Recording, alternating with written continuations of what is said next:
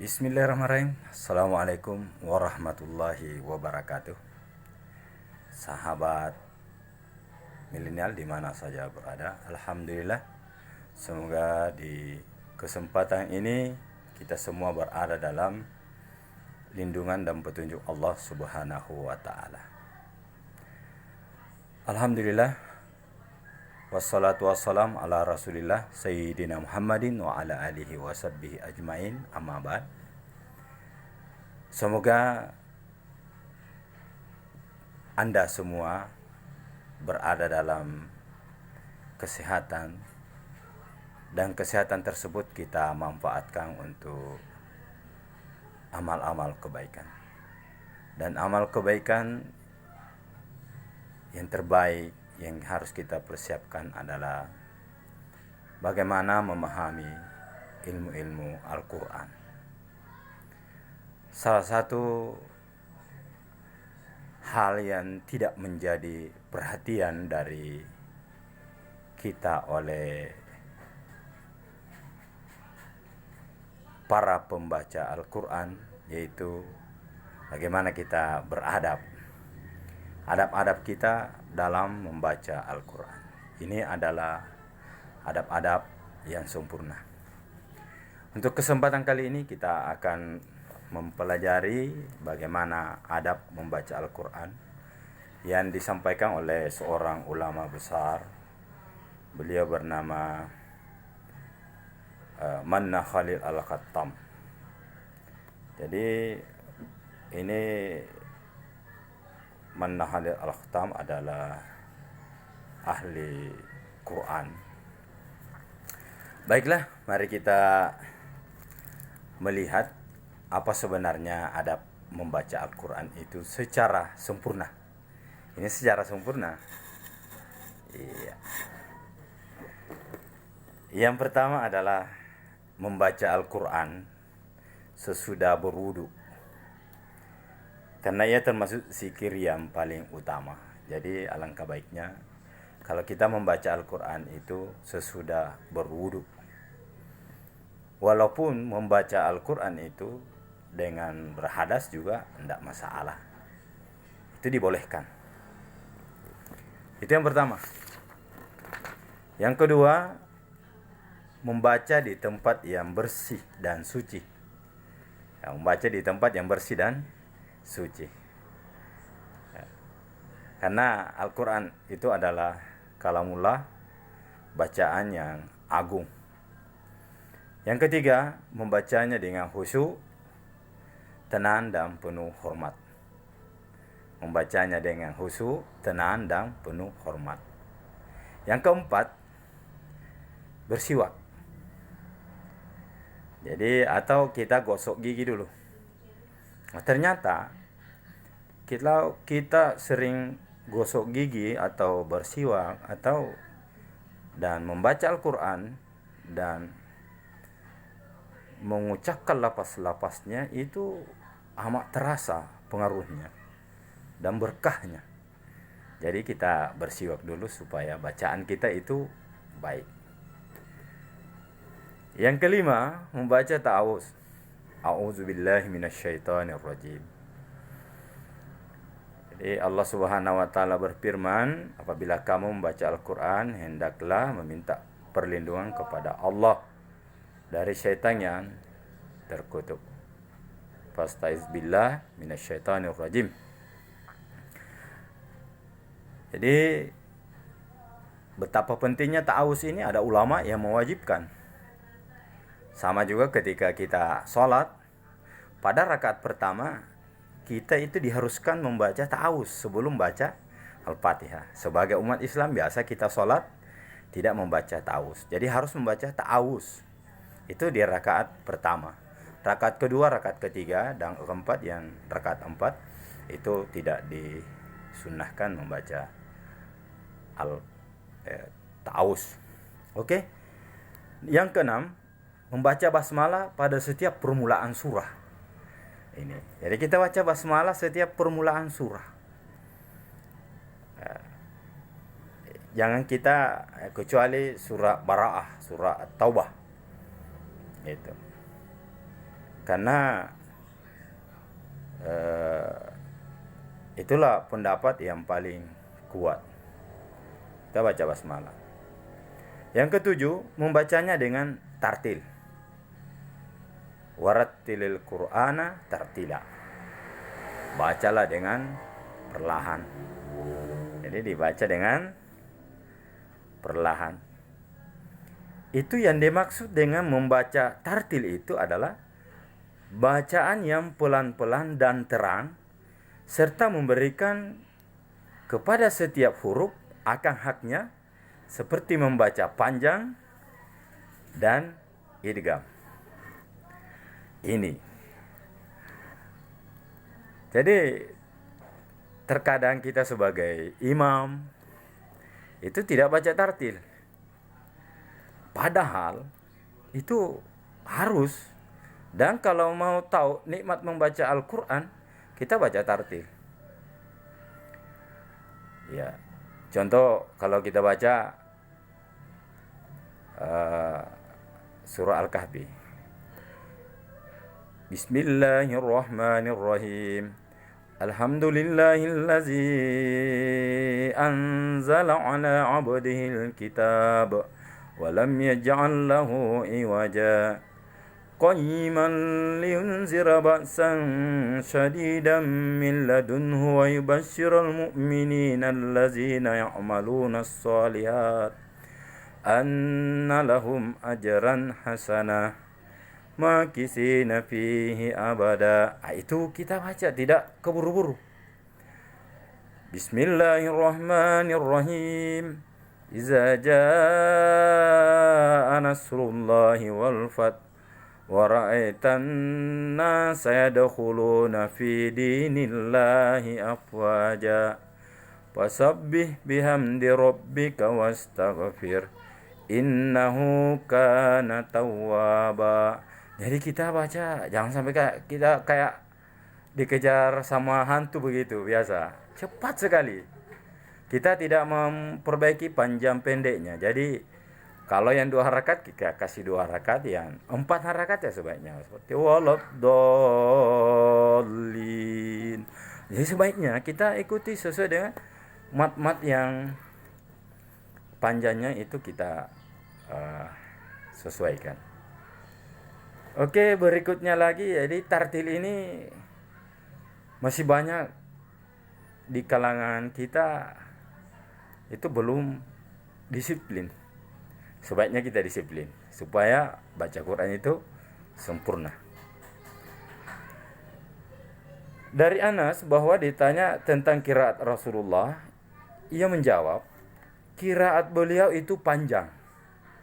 Kemudian ia membaca Bismillahirrahmanirrahim. Itu betul-betul Rasulullah dia praktekkan dengan memanjangkan Allah, memanjangkan Ar-Rahman, dan memanjangkan Ar-Rahim. Nah, tentu sesuai dengan tajwidnya, ya. Tidak boleh juga kita berlebih-lebihan. Ya, panjangnya harus seukuran.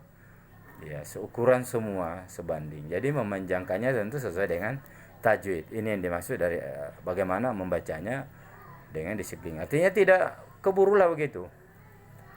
Tidak ini. Sesuai standar lah begitu. Iya. Dari Ibnu Mas'ud bahwa seorang laki-laki berkata kepadanya, sesungguhnya aku biasa membaca Al-Mufassal dalam 1 rakaat. Maka Ibnu Mas'ud bertanya, demikian cepatkah engkau membaca Quran seperti layaknya membaca syair saja? Sesungguhnya akan ada suatu kaum yang membaca Quran, namun Quran itu tidak sampai melewati kerongkongan mereka. Padahal kalau bacaan itu sampai meresap dalam hati, tentu sangat bermanfaat.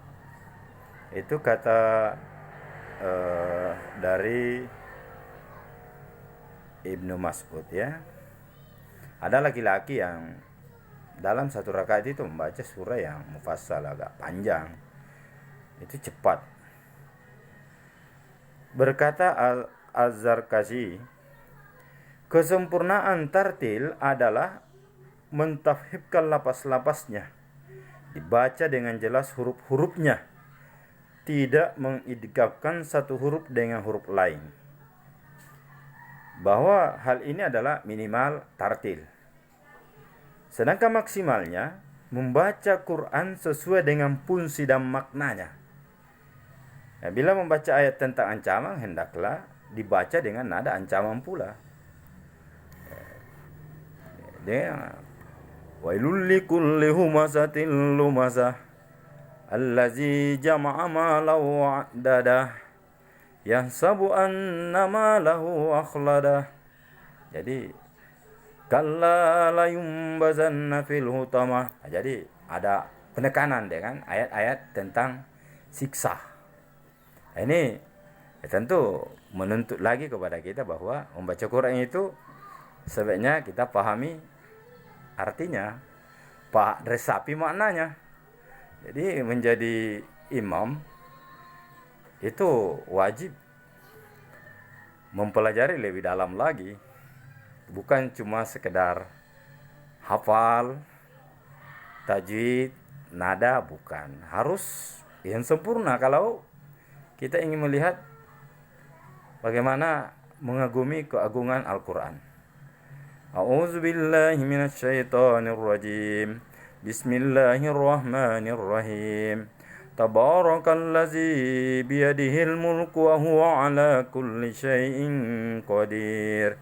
Allazi khalaqal mauta wal hayata liyabluwakum ayyukum ahsanu amala wa huwal azizul ghafur. Jadi kita betul-betul mengikuti apa hak dari huruf itu. Ya, hak-hak huruf, hak-hak tajwidnya gimana? Dan disitulah sebenarnya permula kemanfaatan Al-Quran, kata Ibnu Mas'ud, sahabat Rasul. Jadi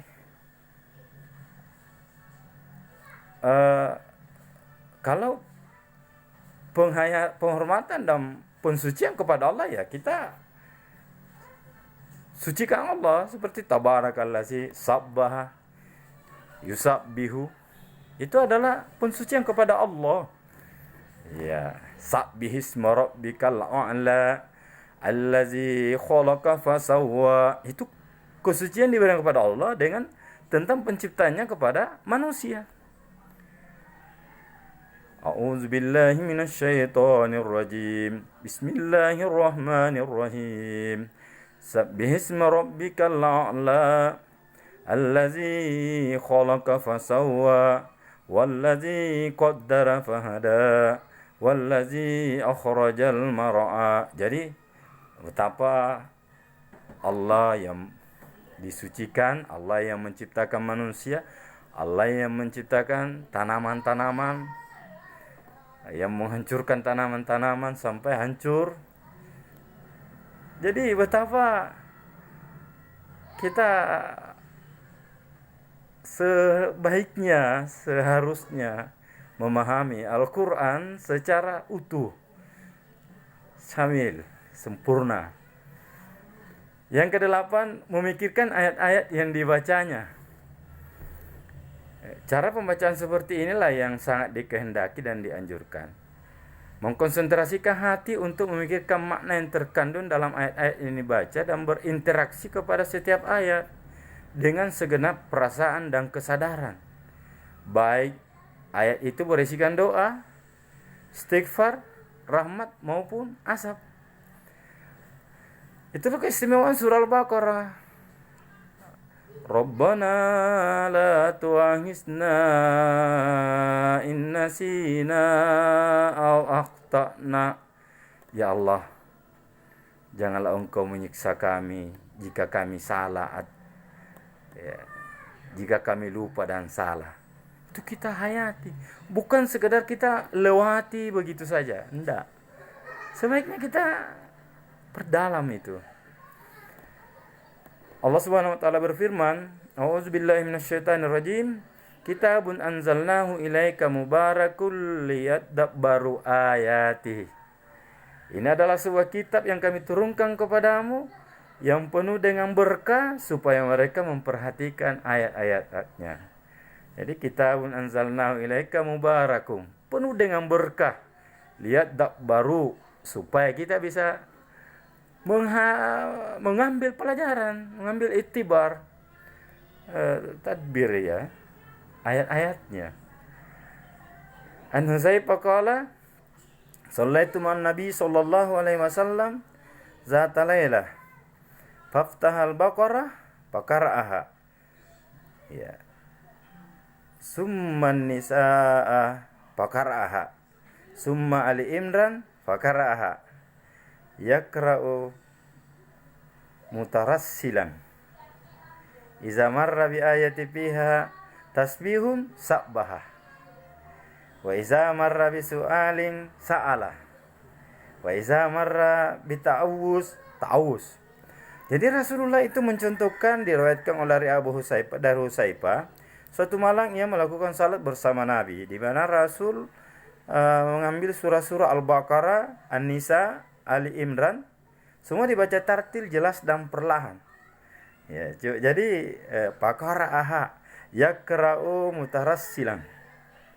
Ya, yaqra mutarassilan itu secara tartil. Jadi secara teliti. Perlahan lagi. Apabila beliau menjumpai ayat-ayat tasbih, beliau bertasbih. Iya. Iza marra bi ayatin fiha tasbihun sabbaha. Jadi Rasul bertasbih. Wa iza marra bi su'alin sa'alah. Jika ada ayat tentang doa, perintah untuk berdoa, Rasul mengikutinya. Sampai kalau diperintahkan untuk tawus, berlindung dari neraka, ya Rasul mengucapkan itu. Jadi itulah.